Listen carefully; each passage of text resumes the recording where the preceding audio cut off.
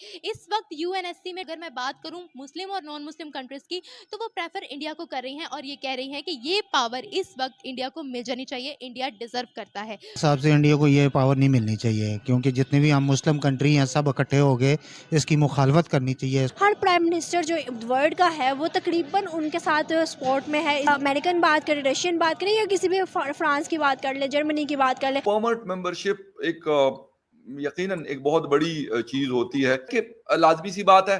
पाकिस्तान को एफएटीएफ में कहते हैं नाक में दम करके रखा हुआ है कि अगर परमानेंट मेंबर बनता है हिंदुस्तान तो वो फिर मतलब इसे कहते हैं कि दबोच के रखा होगा।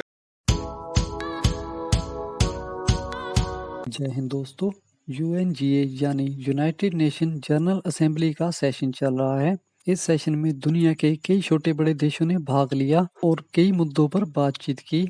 इस बार का यूएनजीए सेशन भारत के लिए बहुत ही ज़्यादा महत्वपूर्ण रहा, क्योंकि इस सेशन में दुनिया के कई देशों ने भारत की यूनाइटेड नेशन की परमानेंट सीट की दावेदारी का समर्थन किया और कहा कि भारत यूनाइटेड नेशन की परमानेंट सीट को डिजर्व करता है। हालांकि भारत भी यूनाइटेड नेशन की परमानेंट सीट की मांग काफ़ी समय से कर रहा है, पर इस बार यूएनजीए का हाल सिर्फ भारत के नाम से ही गूंज रहा था। वहीं पाकिस्तान में इससे हड़कंप मच गया है, क्योंकि पाकिस्तान ये नहीं चाहता कि भारत यूनाइटेड नेशन का परमानेंट सदस्य बन जाए, क्योंकि पाकिस्तान यह समझता है कि भारत यूनाइटेड नेशन की परमानेंट सीट का प्रयोग पाकिस्तान के खिलाफ ही करेगा। हिसाब से इंडिया को ये पावर नहीं मिलनी चाहिए, क्योंकि जितने भी हम मुस्लिम कंट्री हैं सब इकट्ठे हो गए इसकी मुखालफत करनी चाहिए, इसको वीटो करना चाहिए कि भाई हमें इंडिया की जो है, अगर ये तो फिर वो ये अमेरिका वाला हिसाब हो जाएगा कि जब जी चाहेगा जिस मुल्क में जो चाहेगा वो मुदाखलत करेगा। तो लिहाजा जो है ना, इसको ये जो है ना पावर नहीं मिलनी चाहिए। हर प्राइम मिनिस्टर जो वर्ल्ड का है वो तकरीबन उनके साथ सपोर्ट में है। इस टाइम बहुत ज़्यादा कोशिशों में है प्राइम मिनिस्टर। अगर हम अमेरिकन बात करें, रशियन बात करें या किसी भी फ्रांस की बात कर ले, जर्मनी की बात कर ले, सब कह रहे हैं कि इंडिया को यूनाइटेड नेशन में परमानेंट सीट दिलवाई जाए। देखें, पहली चीज़ तो ये है कि इंडिया बहुत बड़ी इकानमी है।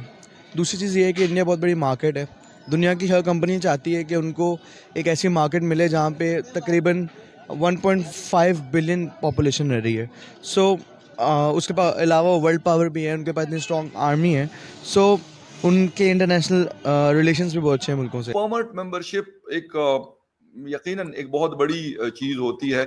सिर्फ 5 कंट्रीज मेरे ख्याल ये ताकत रखते हैं पूरी दुनिया में out of 200 countries. But Hindustan को हम देख रहे हैं पिछले कई सालों से ट्राई कर रहा है। अगर आप ये यूएन एससी में देखें, जहाँ 5 स्टेट्स हैं जो जो बेसिकली पावर सेंटर है यूनाइटेड नेशंस का जी, जब ये बना था तब जो वर्ल्ड ऑर्डर था, अगर आप तब के वर्ल्ड ऑर्डर को देखिए, वो यूरोप सेंट्रिक था। यूरोप सेंट्रिक वर्ल्ड ऑर्डर था तब। अगर आप जीडीपी से देखिए, आप मिलिट्री से देखिए, आप इकोनॉमिक पावर से देखिए, आप पॉपुलेशन से देखिए, आप कहीं से भी देखिए, तो अब ये जो यूरोप सेंट्रिक वर्ल्ड ऑर्डर है ये रहा ही नहीं। अब एक एशियन सेंट्रिक वर्ल्ड ऑर्डर आ गया, पहली बात। दूसरी बात, अब अमेरिका को निकालिए, चलिए जी, वो एक अपना सुपर पावर है, सबसे बड़ी इकोनॉमी है। रशिया एक मिलिट्री पावर है, उसको निकाल लीजिए। चाइना चलिए एक सबसे बड़ी पॉपुलस कंट्री है, ठीक है, चाइना का जीडीपी जा रहा है, एक वहाँ चाइना को अलग कर दीजिए। बट जो बाकी 2 कंट्रियां बचती है उनका हमसे क्या कंपैरिजन? अब हमारे क्रेडेंशियल क्या, why we should be there is most important. Sir, we are around 18% of the world population, ठीक है जी। 3rd most powerful navy, army, airforce. We are the world's 5th largest economy, 3rd by PPP, 3rd biggest navy, 3rd highest foreign exchange reserve. We contribute maximum to the UN peacekeeping forces. सबसे ज़्यादा contributor हमारे रहते हैं और हमारे काफ़ी लोगों ने अपनी जानें दी है यूएन पीस कीपिंग मिशन में, ठीक है जी। उसके अलावा आप इंजीनियरों की बात करें, सबसे ज़्यादा इंजीनियर हम दुनिया को देते हैं, डॉक्टर हम देते हैं, दवाई हम देते हैं, HCQ हम देते हैं, वैक्सीन हम देते हैं। 5 बिलियन वैक्सीन देने की तो बात हमने की ना, ये काम तो हमें दिया गया ना दुनिया को देने के लिए। हमें तो अपने लोगों को तो वैक्सीन लग गया।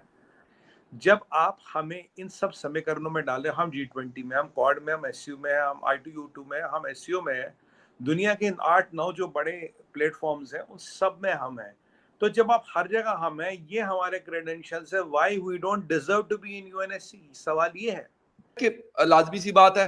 पाकिस्तान को एफएटीएफ में कहते हैं नाक में दम करके रखा हुआ है कि अगर परमानेंट मेंबर बनता है हिंदुस्तान तो वो फिर मतलब इसे कहते हैं कि दबोच के रखा होगा। देखिए, एफएटीएफ में फखर भाई सच्चाई ये है, देखिए आप भी जानते, मैं भी जानते हो, 12 से 13 कंट्रियां वही वोट करती है जहां यूएस करता है। जी। आप FATF से के ग्रेड लिस्ट से निकलोगे या ना निकलोगे, ये यूएस डिटरमाइन करता है। जिस दिन अमेरिकन चाहेंगे उस दिन आप लिस्ट से बाहर निकल जाओ। आपको लिस्ट में डलवाने वाला इंडिया नहीं है सर, लिस्ट में डलवाने वाला यूनाइटेड स्टेट्स ऑफ अमेरिका है।